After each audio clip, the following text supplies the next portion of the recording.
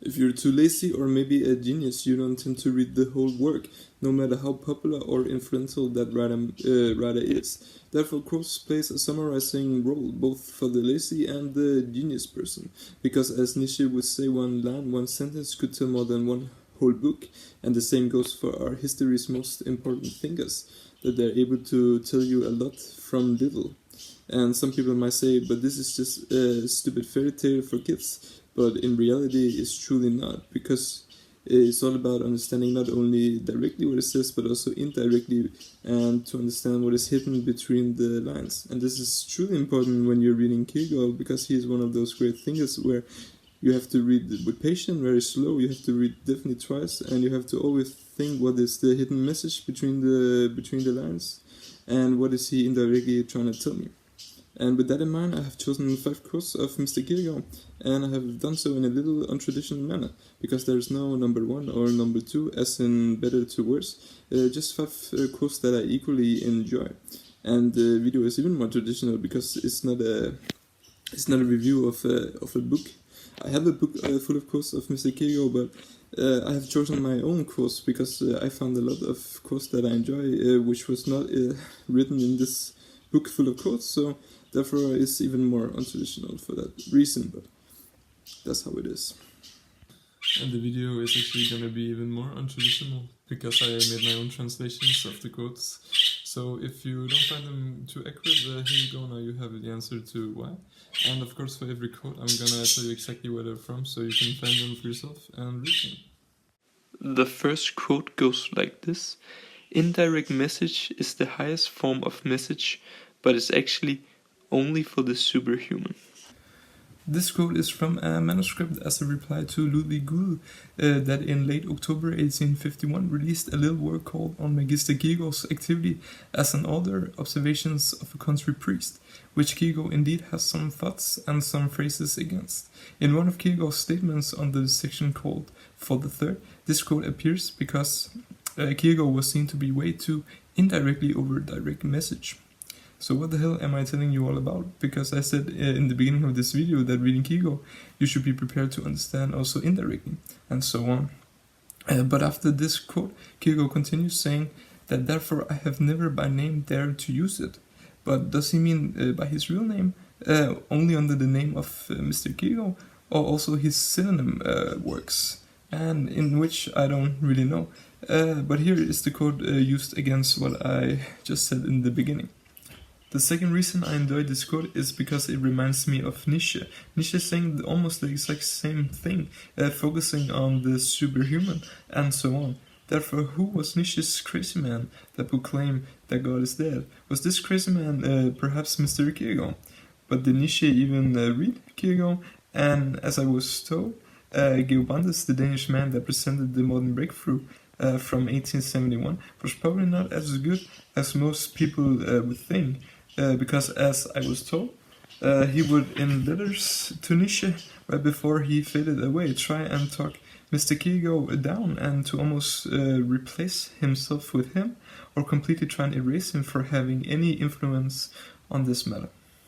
The second quote started off as a quote, but the more I read to it and thought about it, I don't think that it would be reasonable having this quote without further context reading. So therefore I'm gonna read out loud for you with my own translation, and I'm gonna do it from the book itself. And it goes like this, like that. His horse purity was only from wanting one thing. Wanting living life for the present beings became their accusation against him that he wouldn't back off or give in, which is exactly the same as the future beings praising of him that he wouldn't back off or give in. But the greatness of his doing didn't amaze him. While the dialectical author was holding the overview of it all, he understood in the matter of becoming a Christian that everything for him meant for himself to be raised in Christianity.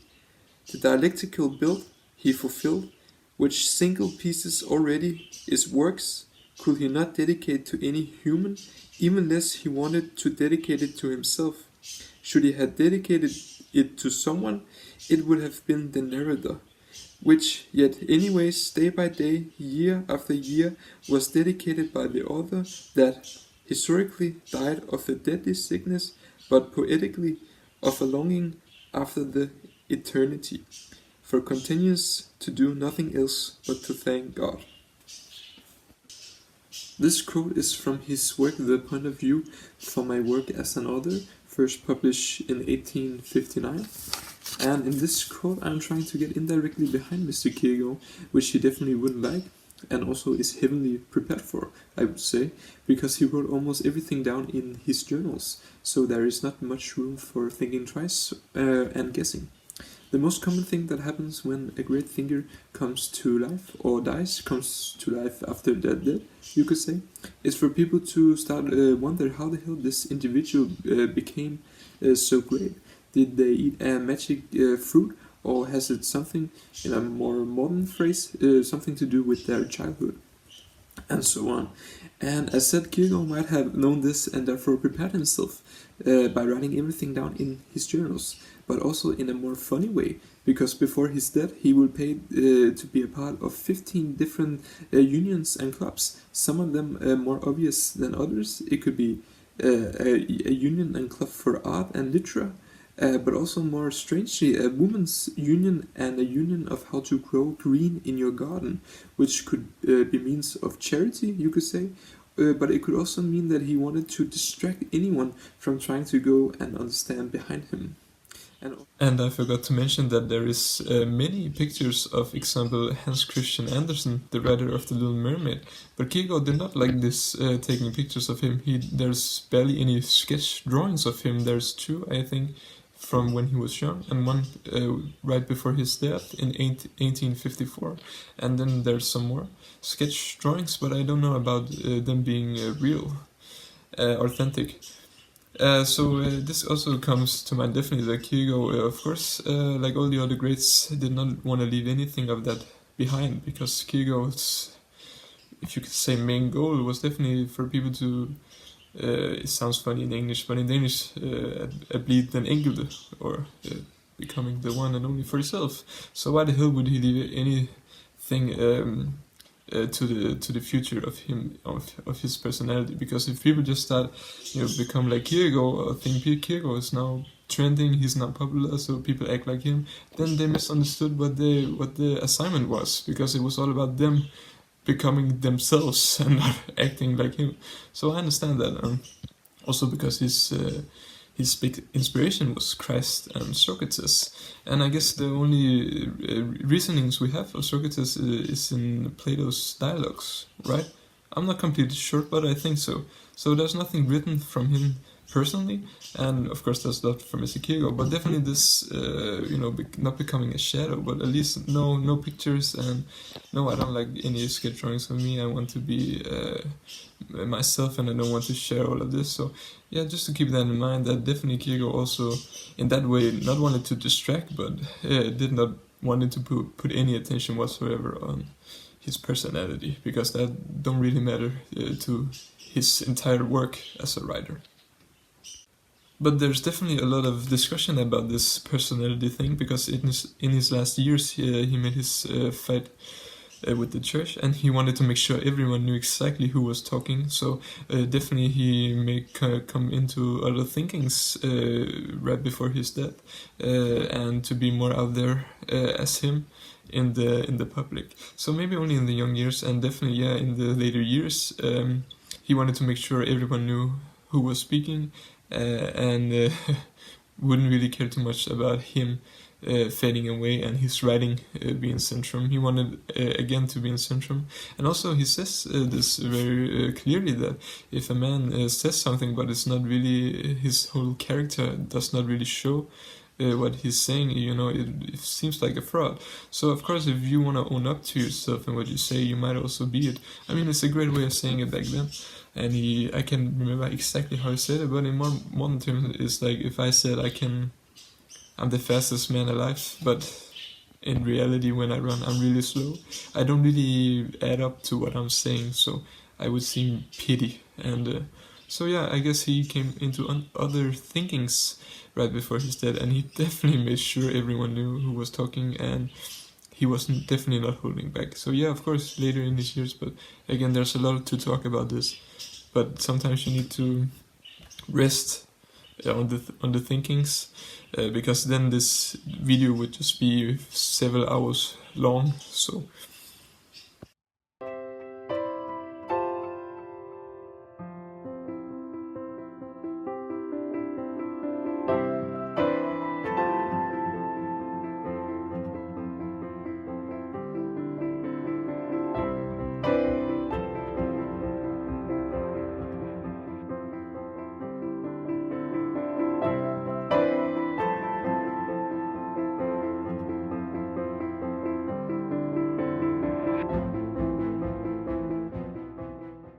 But in talking about this quote, I'm still going the wrong indirect way, even though he wouldn't like it and is prepared for it in many ways. The best way is to talk along with Mr. Kierkegaard, because now that the quote is talking about sickness, who am I to talk about his physically and mentally sickness? But he actually mentioned this himself, which I am focusing on. First, Kierkegaard writes in journal, which by the name itself is might referring to journals in which the doctor would have of their patients. So Kierkegaard was his own patient, you could say, and in saying so, I want to make clear for all of you that are watching that I'm definitely not referring him to be schizophrenic, as some scholars might say, but only of him being really self-aware, in having great self-awareness. If we take a step back to the quote, the dedication was the narrator, which is said in the quote, but there is both one in a timely and eternity way. The eternity one will I not spend too much time on for now, and you might already have guessed that this is probably referring to God, but the timely one that is not is really interesting. As mentioned above, Kierkegaard would write in journals, therefore would he himself describe really well of how it would feel like when this narrator took over and led him to write his heart out. Kierkegaard couldn't stop writing, and if he didn't write, he would feel sick and get dizzy and feel lightheaded. He had an urge to express himself, which in his last years not only came to tell in his writings, but also in his intellectual attack on the church, making sure everyone knew who exactly was talking. In his last days of September, when he was going for a walk, his legs gave in and he therefore fell to the ground.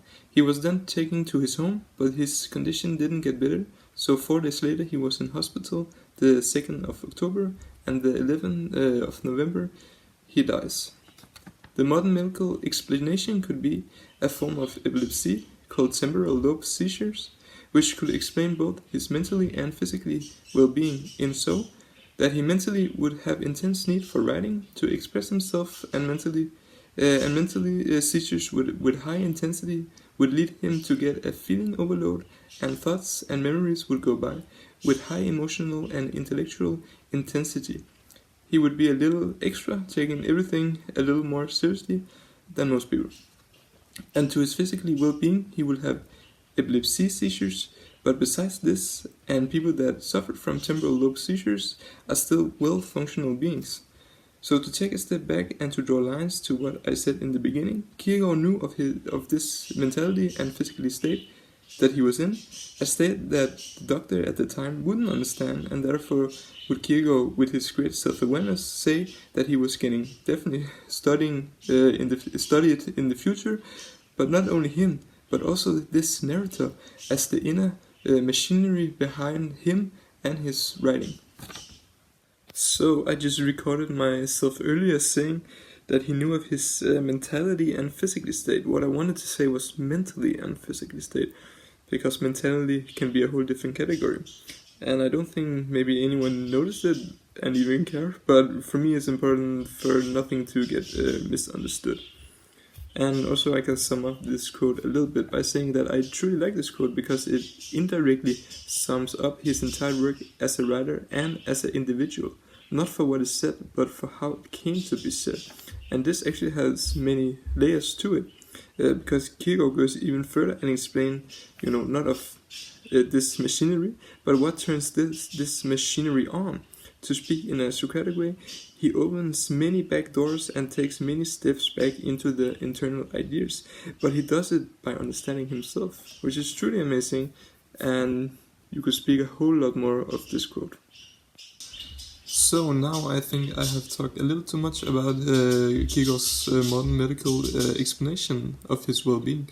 I think the physically state that he was in is more obvious, being his epilepsy seizures with the cramps.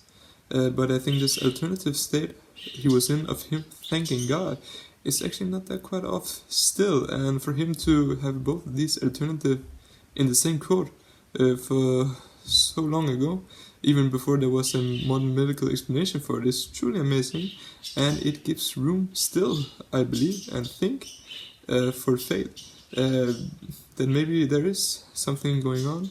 There definitely is in the mind that we are not truly in control of, and we are never ever fully are going to understand.